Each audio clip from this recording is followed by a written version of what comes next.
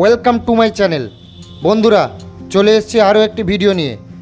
এই ভিডিওটি কয়েকদিন আগেই তোলা, তো ইচ্ছা ছিল এই ভিডিওটি একটু অন্যরকমভাবে আপনাদের সামনে উপস্থাপনা করার, কিন্তু সময়ের অভাবে হয়ে ওঠেনি। তো বন্ধুরা, আজকে আমরা চলে এসেছি সেই ভিডিওটি নিয়ে। তো বন্ধুরা, এই মুহূর্তে ফ্রেমে আপনারা দেখতে পাচ্ছেন 68106 বাঁকুড়া থেকে মোসাগ্রামগামী মেমু প্যাসেঞ্জার বেলিয়াতোড় স্টেশনের কার্ভ পেরিয়ে প্রবেশ করছে বেলিয়াতোড় স্টেশনে।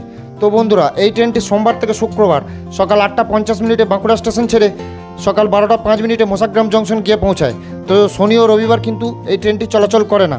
তো বন্ধুরা, এগুলি হলো 8 কোচের মেমু প্যাসেঞ্জার। এই ট্রেনগুলিতে কিন্তু টয়লেটও রয়েছে। তো কেমন লাগলো আমাদের এই ছোট্ট লাইনের ট্রেন অবশ্যই কমেন্ট করে জানাবেন, আর ভালো লাগলে ভিডিওটিতে একটি লাইক দেবেন আর চ্যানেলটিকে সাবস্ক্রাইব করে যাবেন।